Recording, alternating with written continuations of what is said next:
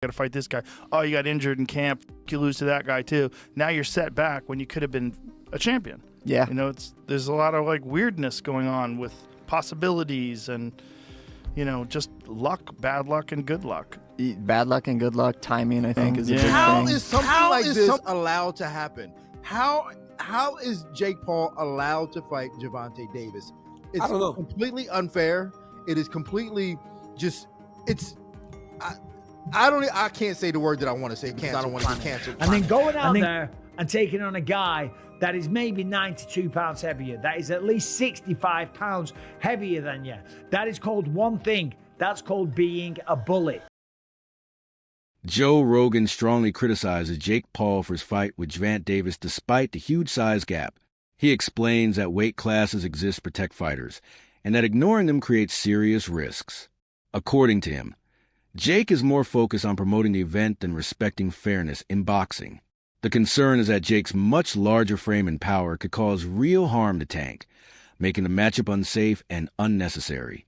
Michael Bisping raises serious concerns about Jake Paul's decision to face Gervonta Davis under such extreme weight differences. He points out that Jake is preparing to fight someone who is nearly 100 pounds lighter than him, which goes against the natural balance of sport. Bisping recalls how the fight with Mike Tyson already seemed questionable, as Tyson is 58 years old and long retired.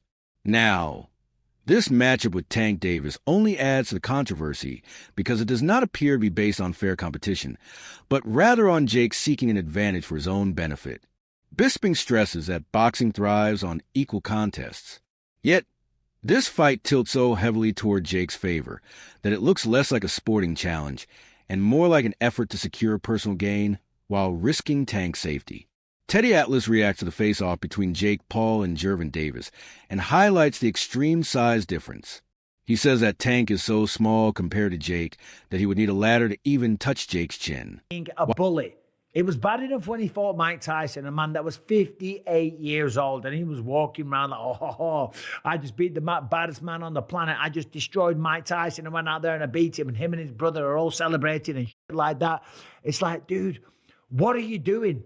What don't you understand about this? If you want respect from your peers, if you want everyone on the planet to look at you and take you seriously and give you credit as a boxer, you have to take on challenges that are real. You have to go up against someone that keeps you up at night, against someone that gets you out of bed in the morning to go for a run because the fear of them beating you down is real. Not going up against someone that is so small. If you were to go up to this guy in a bar and try and start a fight with them, people would look at you and say one word, whoa, stop being such a bully. Leave him alone. You are way bigger than this guy. And that's clearly what we have here. It is ridiculous. When you look at the tail of the tape, Gervonta Tank Davis, granted, a very, very skilled boxer, a world champion. He's had some great wins. He's had a tremendous career. He's got 28 knockouts on his record. I'm just looking at the tail of the tape here.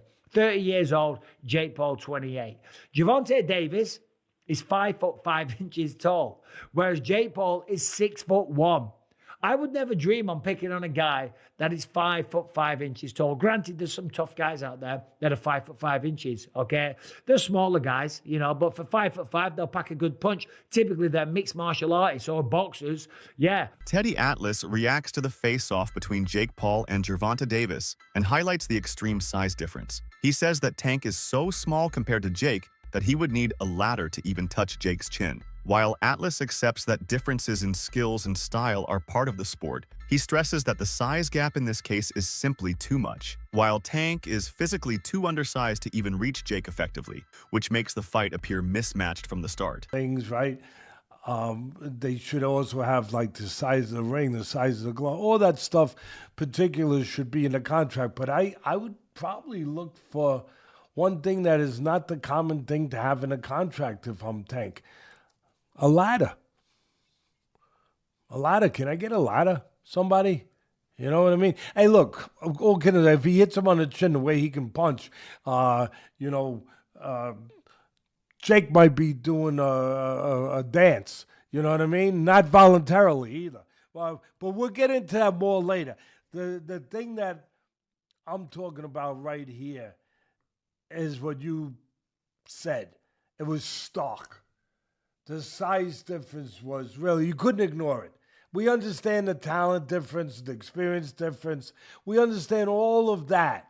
But the size, the pure, and we understand small guys can beat big guys. We just saw Crawford do it to Canelo, but you know, a little different. The size difference was, I mean, it was eye catching, jaw dropping, and it made me think. And I'm going to ask Richie, our man here who's doing all the taping, who does such a marvelous job. I'm going to ask him because I know he's an expert in this area.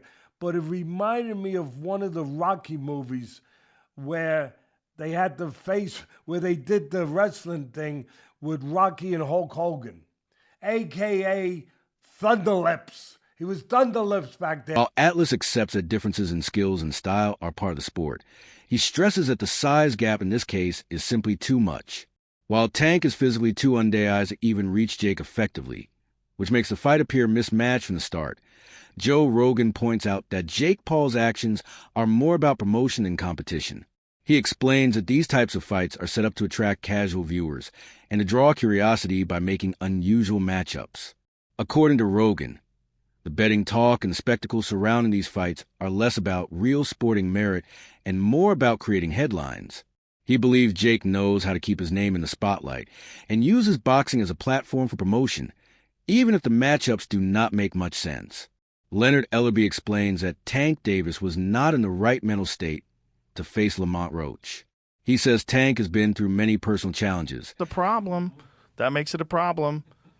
My opinion is, I just want to say, in case someone calls me into court, I'm a fucking idiot and I don't know nothing. And don't take my advice. I love the Saudis. Don't take my opinion. I love the Israeli government. I love everybody. That had nothing to do with them. Hmm? That was Jake Paul promoting it. You know, it's just like, doesn't bother me. There's compromising the sport, and that's like bad. It's just like if I bet on it, watching it is fuck out hard. of me. Watching it with people who are so in on it, and then also man, the sports betting apps, they introduced like chat apps in them in Australia. So it's like they're trying to take the place of social media companies where you go together and you meet your friends. Like betting should be exciting enough without having a weird. They're just trying to draw you in. Thing. They're just trying to make money, right? So they're trying to draw you in any way they can. And did not want to take on additional stress at that time. This lack of motivation is why the fight never happened, even though fans expected it. Ellerby suggests that Tank was focusing more on managing his personal life than proving himself in the ring, and that stepping away from Roach was a way to avoid unnecessary pressure. Reports indicate that Gervin Davis is planning to retire following his upcoming fight with Jake Paul. Sources suggest that this decision is driven less by a desire to cement his legacy or pursue additional titles, and more by the opportunity to secure financial stability.